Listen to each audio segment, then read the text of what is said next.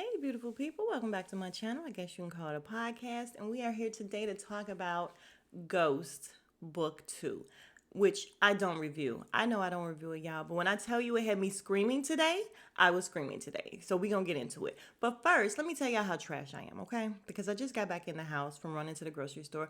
We are in the middle of a winter weather advisory, snow 2 to 5 more inches on top of what we just got. So I get up. I go out like, listen, let me let me shovel my driveway because I can do this. And literally I do like 2 scoops and I'm done. I look and I'm like, I'm a girl. I don't really want to do this. So I put it away and went to the store. So I just rolled over the snow. I made it out. It was all good. All right, let's talk about the show. And again, I don't review this on a normal basis, but y'all, shit was good this week. It was good. So we start off with the court scene, and the prosecutor is going in. She's like letting him have it, painting him out to be just a smart killer, basically. Then Davis gets up and tries to say, listen, the facts don't support this. He's a straight A student, just got custody of his sister, like nothing's going on. So the prosecutor then says she wants to call this tape of the defendant actually saying some things, incriminating himself. Davis is like, oh, we didn't talk about no tape. Like, this was not brought into evidence when we were doing discovery. No one said anything about a tape. So the judge says approach the bench. They approach the bench. Judge says, listen, let him hear the tape, and this is just for your ears, you and your colleagues. The defendant is not supposed to hear this tape. Davis says, okay, cool. All right, so next we got Effie and Braden at the school meeting up with some white guy who he's just a goofball. I guess he's like a low-level drug dealer around the school that deals with the Westons and Braden's brothers. So he's giving him what he got. Braden's super goofy. He's like, oh, great, this is great. Effie, all about business. She's like, listen, you got the Coke? And he's like, oh, dang, she all about business. He doesn't have half as much he's supposed to have. He's like, listen, let me get to it. She's all about business. So she puts her hand in there and she tastes it and she's like, nah, this is stepped on. No. She tells him to beat it. Braden, of course, is like, Effie, what's going on? Because the white guy's just like, listen, I'm done with you. I'm done with your brothers. But she's like, dude, you don't even know what you're doing. Like, Braden was just going to take the crap. He has no idea. Speaking of Braden, y'all, how about one thing, first of all, this show does a lot of stuff that is just not, it doesn't make sense. Like, it's fairy tale. And okay, because how did we never address the fact that when Braden went a few episodes back, he went and tried to do a lick with Kane, his car got all shot up. We never said anything about Braden's car after that. He went back to school, car fine, or did he go to his family's? Car was fine. He used it, I think, in the next episode. Car was fine. We saw the car get shot up. I'm like, come on, writers, y'all got to do better than that. But anyway, back to this. They decide not to do business with him. They can't. Like, what are they going to do? They have no more product right now, and they need some money. So Tariq's in the hallway at the courthouse, and out comes Ghost attorney, the one that's been dealing with the estate and everything. And Tariq is like, what, are you supposed to be following me as well? Did my dad tell you to follow me around? And he's like, no, I'm not following you. I just came to see what was going on and to let you know that a nice couple wants to adopt your sister. And I'm like, really? So of course he's all upset. What do you mean? What do you mean?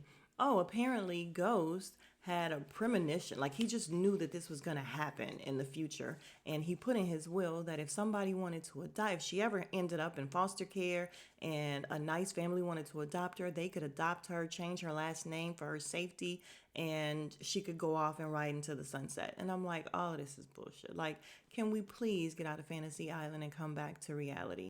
First off, she would be with Tasha in witness protection. Like, why would Tasha leave and leave her youngest child? None of that made sense to me in the first place. Why is she still there? I guess she's still there because she had a storyline, but it doesn't make sense that she would be left behind.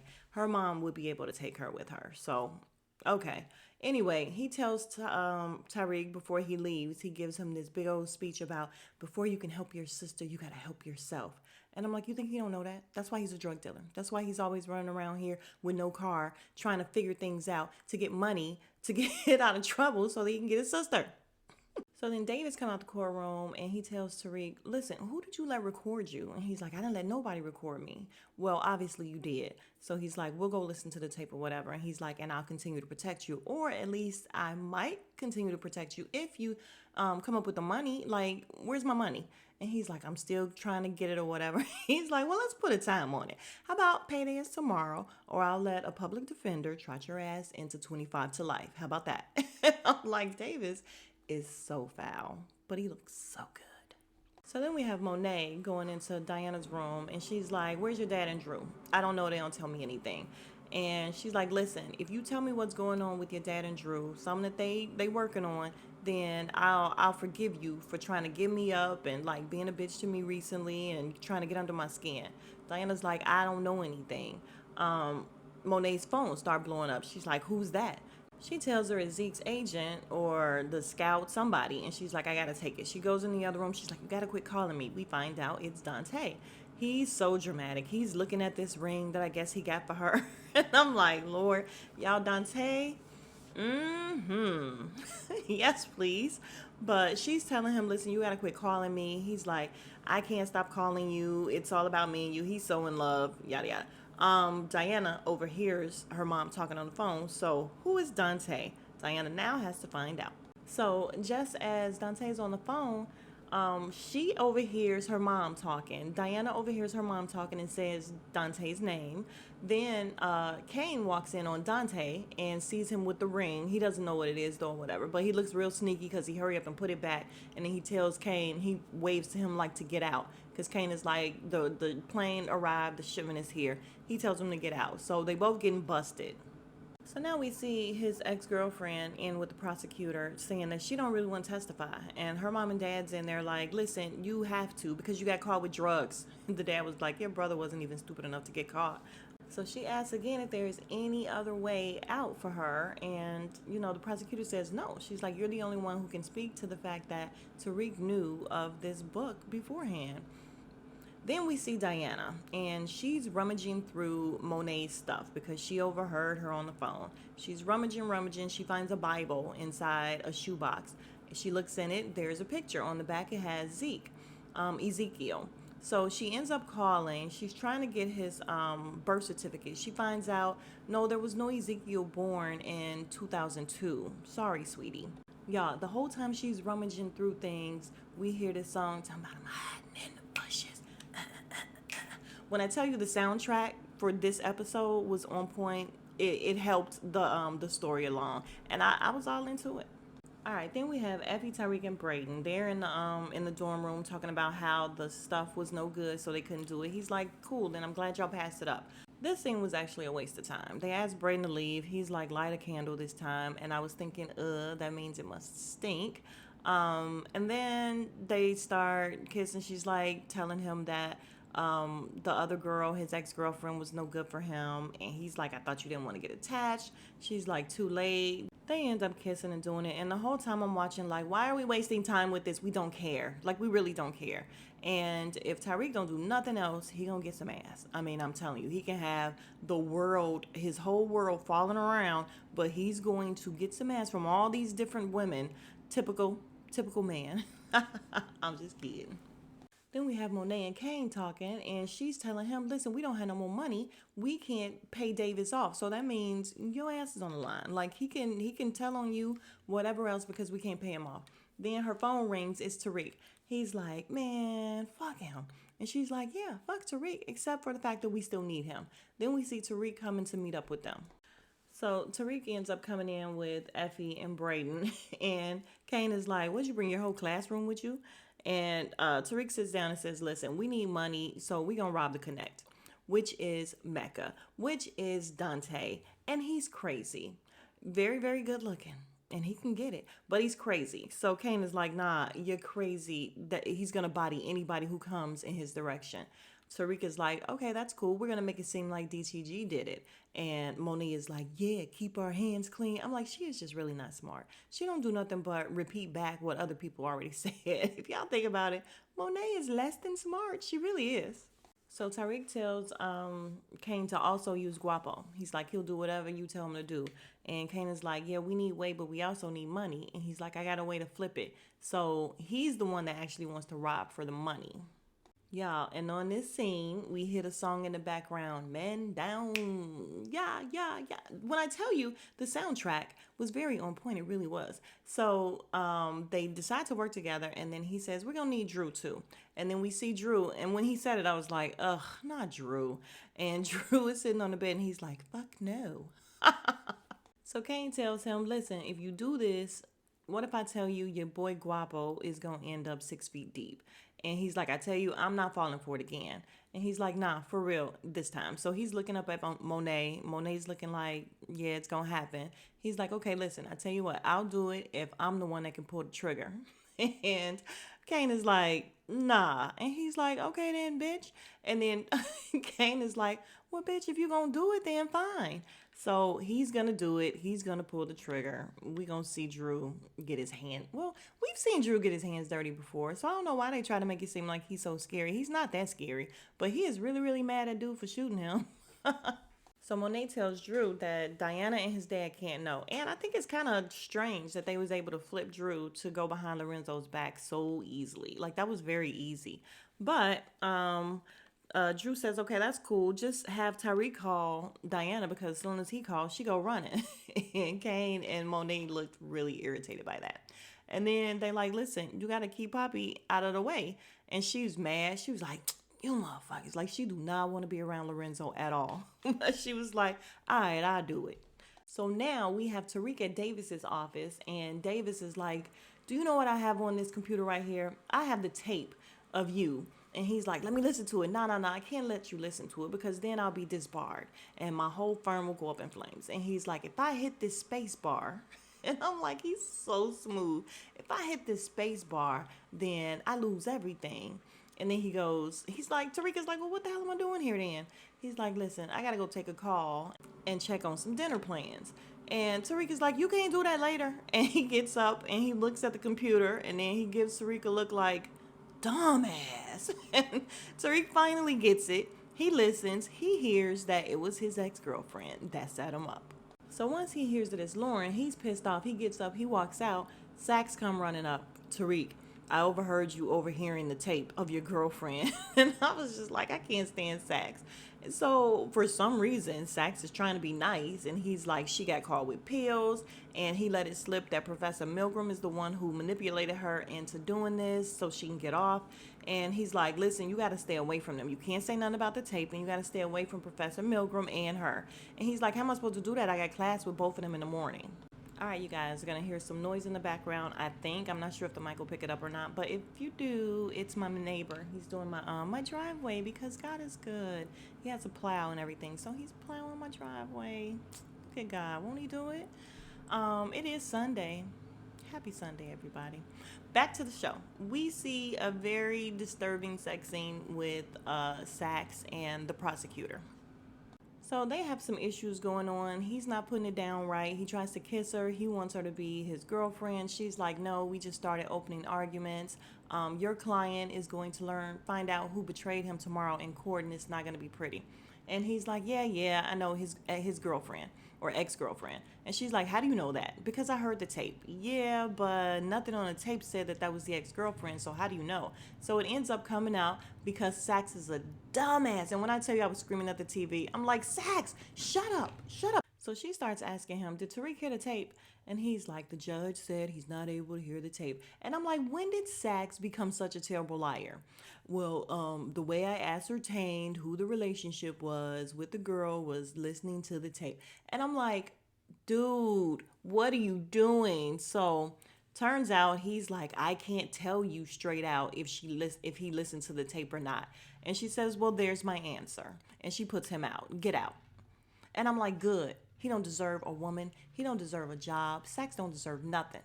So before she put him out, she asks if Lauren is in danger. He says, I have no reason to believe that Lauren is in danger. So she puts him out, and then she calls Professor Milgram. Professor Milgram's in class. She's teaching at the time. Tariq is there. Lauren's not there. So he looks over at the chair like, where's Lauren?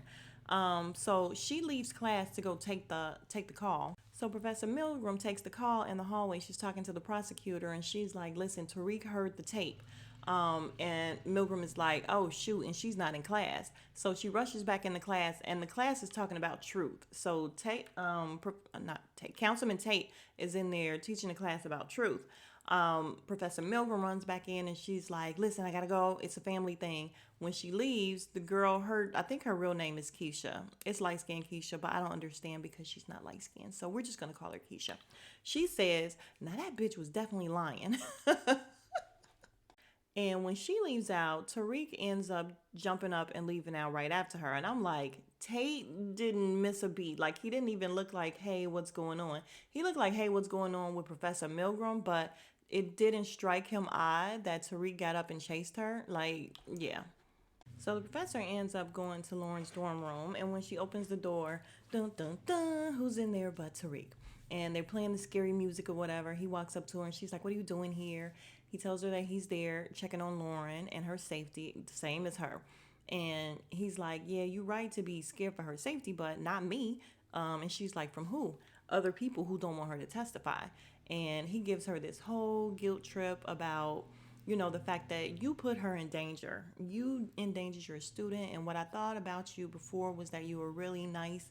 You're a really nice professor who cared about her students and wouldn't put them in harm's way, and you actually did that. So he tells her what she can do is testify in lieu of Lauren testifying. And she's like, "Yeah, if I testify, um, you know, I'm gonna basically kind of get you in trouble." And she's like, "Are you willing to take that chance? You would want to save her, somebody who wore a wire to frame you?" And I'm like, "She ain't shit."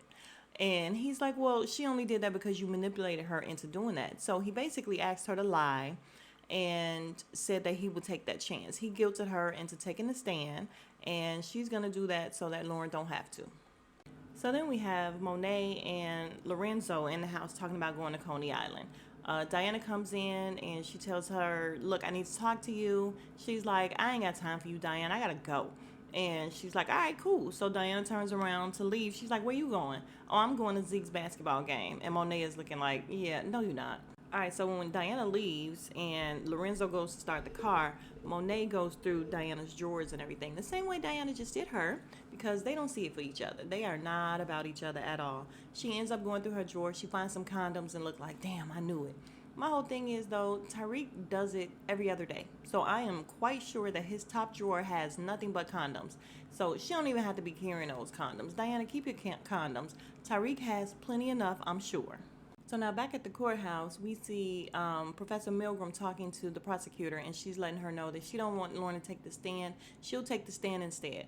Yeah, but Lauren is the only one who can testify that Tariq knew about the book beforehand. She's like, "No, I knew that he knew as well." Why? She's like, "Why didn't you tell me?"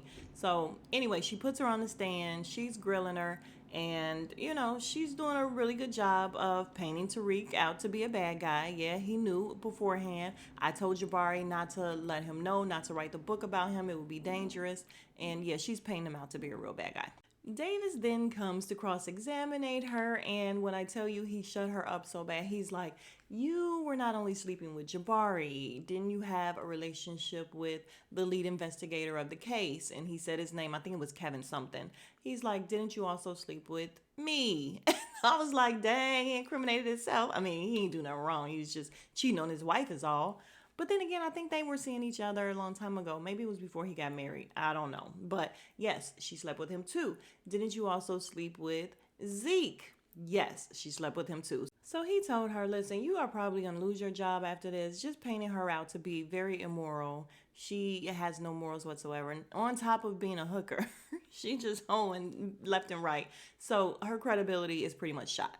Oh my gosh, she looks so stupid. He paints her out to be a huge liar. Tells her, "Listen, you have had to lie this entire time. You've lied about Jabari. You lied about Zeke. You lied about when you were with me. You've lied continuously." So yeah, he painted her out to be a liar. Credibility gone. So her testimony really doesn't matter. So then we have Dante and Kane, And Chef comes in and he's like, "What are you doing back there? Didn't I tell you not to go back there?" He's like, "Well, I was looking for that gun that you won. I think it's in here." So we see Mecca Dante just kind of looking at him real strange like. So just then a power outage happens. The lights go out and everything. They all look around and Chef is like, "Fuck is going on?" Mecca's like, "It's a power outage. Chef, go check on it." Chef says, "Kane, that's you." Did I ask Kane? I asked you. And I'm like, how's Chef gonna tell him to do something that he was just told to do? Right in his face. So Kane says, "Dang, trouble in paradise?" He's like, "Yeah, it's far from paradise." Just then, Dante's phone rang, and all you hear is somebody saying, "Boss, they hitting us now." And he's like, "What? Who?" And you see them at the hangar, where the airplane hangar, and they're coming in shooting. So you know they were sticking them up or whatever. So Dante's men are getting hit.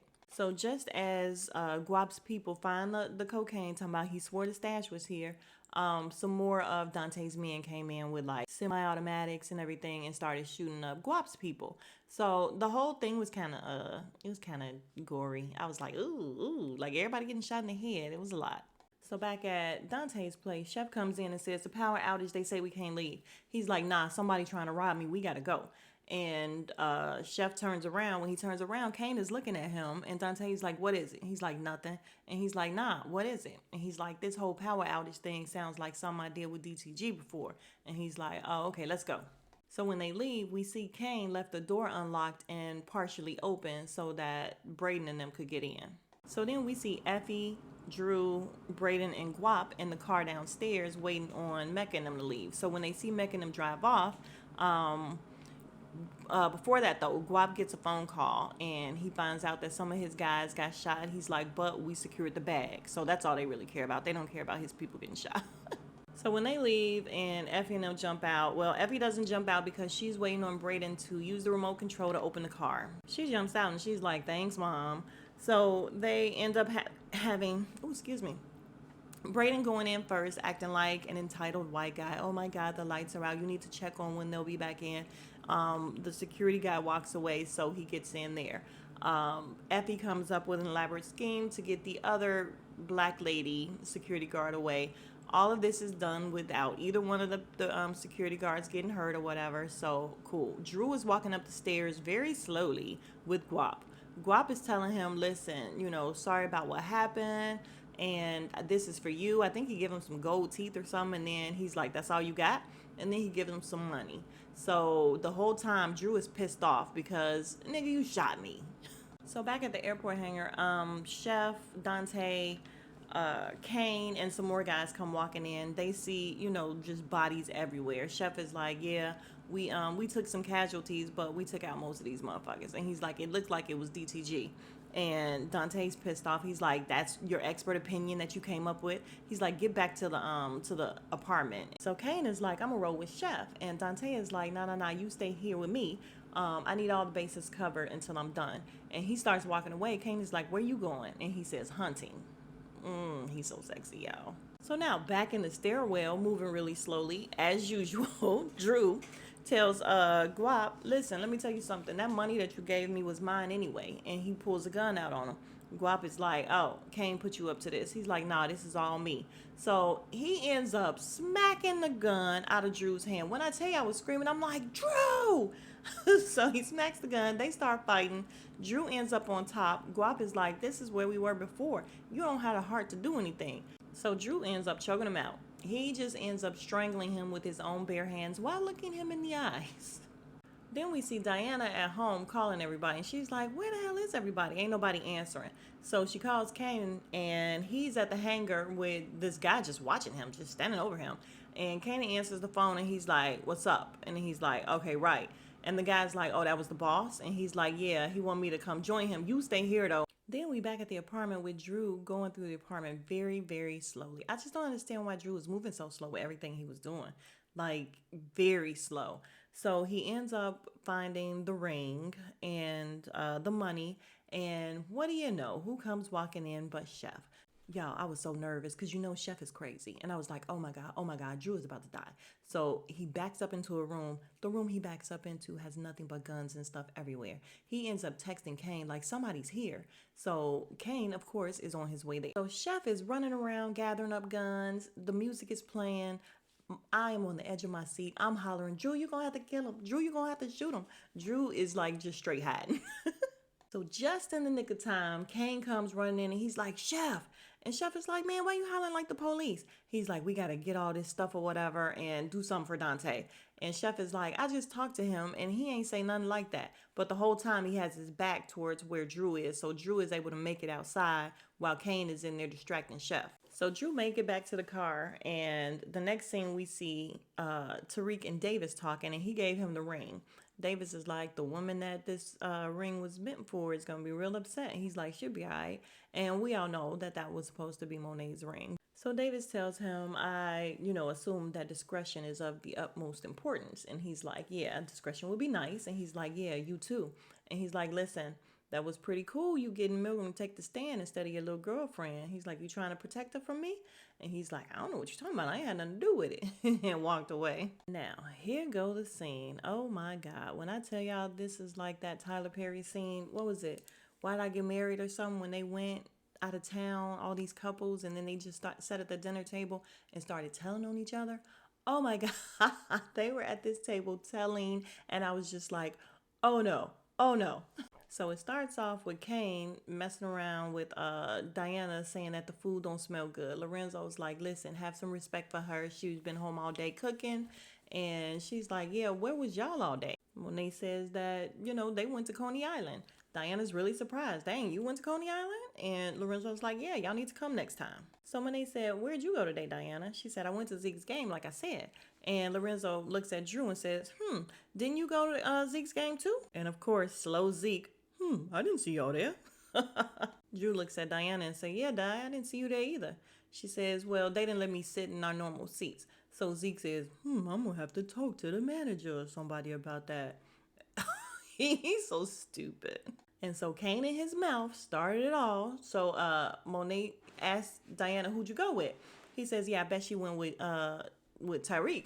And he's like, but that nigga's going to jail, so she got to find another skinny nigga to cupcake with. And she's like, he's not going to jail. So she starts saying how his professor lied on him and everybody knows it. And Kane is like, how do you know so much about what's going on at his trial? And Lorenzo's like, yeah, how do you know? They all end up asking her, yeah, how do you know what's going on? So she says, I know a lot of things. First, I know that Kane fucked up the supply with sugar so that he could be the connect. And they all looking like, what? And yeah, Monet's pissed off. But I felt like Tariq had already told her that. Didn't Tariq already tell all these secrets to Monet? I'm not sure, but it just seemed, I don't know. She seemed like she had never heard it, but I really, really thought that Tariq told. But maybe I'm wrong. But yeah, they're all pissed off because Kane, he went against the family, as Lorenzo said. So Lorenzo asked Kane, is that true? And he looks at, Kane looks at D and was like, it's like that, D? And she's like, yeah. So then Monet says, Kane, did you do that? So Monet starts going off on him about fucking up the family business or whatever. Why would you do that? He's like, because you locked me out. Did you forget? So Drew said, you used me to get under mom. And he's like, yeah, ding, ding, ding, I sure did. And he's like, you like to have all these big ideas and I'm the one that give them to you. So Lorenzo's like, so you conned your way back in? And he's like, yeah, I did. I'm the one with the ideas and you want this fool to be your second man when I should be the second man in charge. So Lorenzo said, you always running your mouth and now you going against the family. He's like, me? And he's like, did you know that this nigga, pointing at Drew, didn't clip old boy like he was supposed to? Lorenzo's like, what? So Everett is still with us? And then Zeke says, y'all was gonna kill Everett? Y'all was gonna kill my friend? Y'all finna kill my teammate? What for? And then he's like, you know what? I don't even want to know. So he get up, he get ready to leave. So as he's trying to get up, Monet is like, Zeke, Zeke, Zeke, I can't let you leave. Don't leave. And then Diana's like, yeah, Zeke, she can't let you leave. You're basically her way out the life. She got a plan, and it's all been revolving around you and this whole basketball thing. So Drew tells Diana to shut up. She's like, nah, I won't shut up. She's like, Mom been staging her exit from the game and from you too, Poppy, for weeks. And Lorenzo's like, Mo, what is she talking about? Monet jumps up and said, bitch, I will kill you. Monet said, you calling me a liar? You sitting up here lying on me, and you lying about going to Zeke's game while you at Tariq's trial, running up behind him while you fucking him like some type of groupie. So Kane said, I knew you was gonna let him hit. And then Lorenzo says, Tariq, we raised you better than that. She says, I ain't the only one that's fucking somebody I ain't supposed to, Ma. She said, how about you fucking some dude named Dante? And she jumps up. Monet jumps up and tries to get at her. And of course, Lorenzo is like, what? What? So Kane is trying to get her back. Monet is yelling she's lying. Lorenzo is saying, who? And Diana's like, okay, let me clarify. I'm sorry, Zeke's father. So Lorenzo is yelling, what the fuck is she talking about, Mo? She's lying. And Zeke, he's over there like, but she said that wasn't my dad. She said that wasn't my dad. Zeke said, right, Auntie? And Diana's like, what the fuck? Zeke, what is wrong with you? That ain't your auntie, that's your mother. She pulls out the birth certificate, slams it on the table, and tells Zeke to look at it while Lorenzo is like, Mo, what the fuck is she talking about? Oh my God, when I tell you, it was just chaos, and I loved every minute of it. So Zeke look at the birth certificate and he's like, this ain't my birthday. And he's like, it's the wrong year.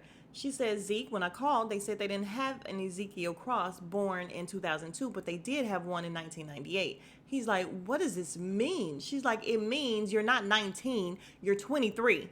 I was like, oh my God. Kane is like, so that makes him the older brother? Oh my God. When I tell you, it was just crazy. So Zeke smartened up real quick. He said, so that means I broke NCAA regulations. The league gonna think I lied about my age to get ahead. Like, his whole future gone. So he starts screaming at Monet. They gonna think I lied. I didn't lie. You lied. And he gets up and walks away. Oh my God. She tried to stop him. He don't stop. She turned to Diana. She said, I'm gonna fucking kill you. Diana's like, you've been lying to us our whole life. You know, throughout this whole series so far, she's had it in for Diana. I don't know why. Like, she's been so mean to Diana. And Diana is just getting her back big time. So Lorenzo says, Mo, so Zeke is your son? And she says, yeah. And he's like, and the father? She don't say nothing. He's super pissed off. He said, I think you should go. She leaves. All the kids pissed. The kids are just looking around like, oh my God. So Monet is in the car trying to call Zeke. He's not answering. She turns the wheel to go somewhere. We don't know where she's going. We go back to see Dante and Kane, and he's just following him around while he's just shooting man after man. Then Chef comes out, and they like, listen, there's a mole. Dante's like, yeah, I know there's a mole. And he's like, and it's time for me to kill him. The whole time, Kane is like shitting bricks. And I was too. I was like, oh, Kane, you about to die. But no, he does the chef. And Kane is spooked. He turns around and walks away. And when he does, Mecca kind of looks back at Kane like, I'm wondering if he knew that it was Kane and not really Chef. But I'm just like, would he really sacrifice his friend? Like, Chef was loyal to him. So I don't know. So then we see Professor Milgram at home having a glass of wine. She get a knock on the door. It ends up being Monet. Monet comes in. She's like, is Zeke here? Nah, I ain't talked to him. And she's like, listen, my whole life just blew up. I lost my whole family and everything. She's like, Zeke not calling me back. Professor Milgram says her whole life just blew up as well. She lost her job. She lost her reputation, all this. I'm like, girl, your reputation was already shot. Everybody knew you was a hooker. So Monet looks at her and she says, I ain't gonna never get Zeke back as long as you around. And I was like, that's just weird. The thought of that is just weird. I don't know how she came to that conclusion, but yeah, it's just weird. So they cut after she says that. And I only say it's weird because Professor Milgram and Zeke ain't seen each other in weeks from what we know. I don't know what his mom has to do with the professor. So I just don't understand how she came up with, I'll never get him back as long as you're around. But okay. So the episode ends with Zeke coming over to Professor's house. So maybe she was right. I don't know. And he's looking up, and then we see Professor Milgram's feet. She is hanging very high. I don't know what she was hanging from that was way up there. But her feet dangling, she's hanging. So we don't know if she hung herself or did Monet kill her. I mean, I'm sure Monet killed her. But, but the way they left it, we kind of don't know. But yay, Professor Milgram is dead. We're happy about that. So if you are still here, you are the real MVP. Thank you. I appreciate you. If you have not already, please like, comment, subscribe, and I will see you guys for the next video. Smooches.